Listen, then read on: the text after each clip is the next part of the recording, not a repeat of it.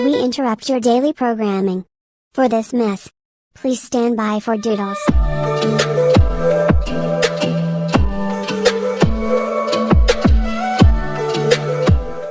When I was younger, I was scared of my attic.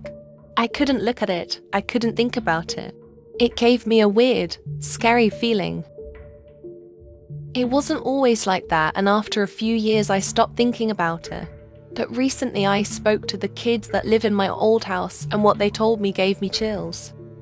Before I tell you what those kids told me, I will tell you my own story, just to give you guys some background information. I grew up in a small village. None of you would probably know the place, because it's in Holland. My mum, my brother, and I lived in this small house for 13 years. We were really happy there, and a lot of my greatest memories were made in that house. But it also had a creepy side to it. The previous owner died in the house, and that always gave me chills.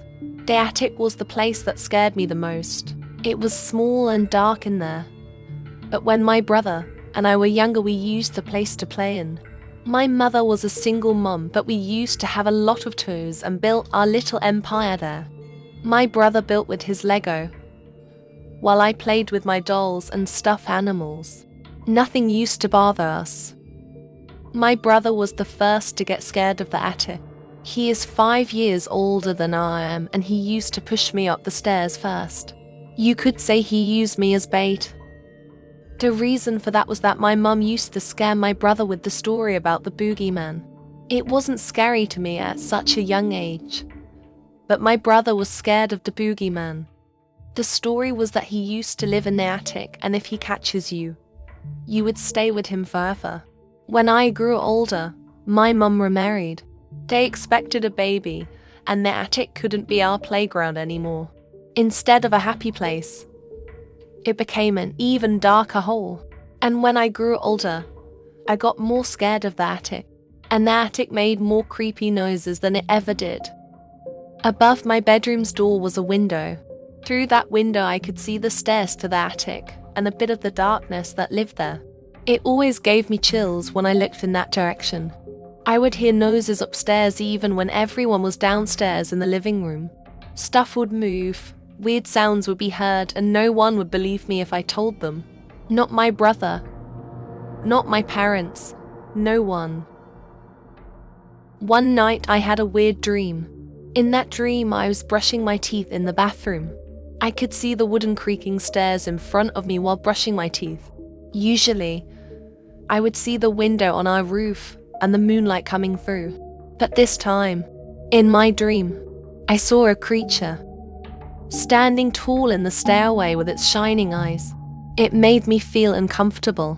It was standing there, looking at me with that awful grin on its face. I was shocked and didn't know what to do. I ran downstairs for what felt like an hour, and those arms were right behind me. I knew I would be safer if I reached the ground floor, but it was so hard to get there. When I finally was, I could hear the creature whisper, "I will see you next time, my dear Tor." Every time I had this dream, I would wake up screaming and crying, and I never took a look at the attic ever again. I tried to ignore the noises. I tried to ignore the feeling of being watched. My blanket kept me safe, I guess. When we moved to another house in the same village, I felt relieved. I finally got away from the attic. I finally got away from the scary, uncomfortable feeling of being watched. We moved, and so it goes, another family moved into my old house. They had 3 kids, and they needed a babysitter. I was 14 years old, and I wanted to earn some money. I took the job. It was all fun and games in the beginning. Playing with the kids, giving them their dinner, watching movies with them. But bedtime wasn't fun and games at all. They hated going to their beds. They didn't want to sleep in their room. They seemed scared.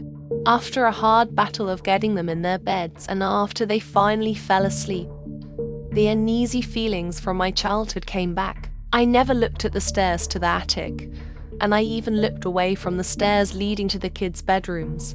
It still made me feel weird, I guess. The family stayed there for a few years and I continued babysitting there. It was a great family, and I could always bring some friends if I wanted to. They even paid me well. After a few years they moved to a bigger house, and I still came to babysit for them. I didn't want to let a good job go to waste. But I stopped doing that about 2 years ago, when I graduated. I still keep in touch with the family through my mom. Their grandmother moved into their old house apparently. Last week, there was a fire in the house. My old childhood home, now the home of an elderly grandmother. Luckily no one was harmed, but the house was destroyed. Well, almost.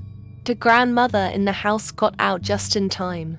The family posted pictures and videos of the damage done to the house. I saw them on my mum's Facebook. The rooms were black and looked like they smelled like a bonfire. If you've ever experienced the aftermath of a house fire, I'm so sorry. It's an awful thing to go through and the cleanup is a long process. Definitely going to check my fire alarms later. But the strangest thing was that only one room was unharmed. The attic. When I heard that news, I couldn't believe it. I was happy that the woman got out safely, but it gave me chills that the attic wasn't affected at all. I saw one of the kids I used to babysit in the same week. He waved at me and came over. I asked him how his grandmother was after the fire and he told me she was okay. She was sad because of all the damage, but she was happy to be alive. He asked me if I had heard the news about the attic and I saw how uncomfortable he got. I told him it was just weird that the attic was perfectly fine, but that some things are a mystery. What he told me afterwards made me sick. You know what's up there, don't you? He was watching you, and when you move he was watching us. I told Nana to not close the attic because it would get mad, but she didn't listen. You know who did this, right? I felt dizzy and didn't know what to say. What? What do you mean, Greg? I asked, feeling weak in the legs. The Boogie-man did this. He's mad at you. You left him there, and he's angry. He's coming. For all of us. Especially you.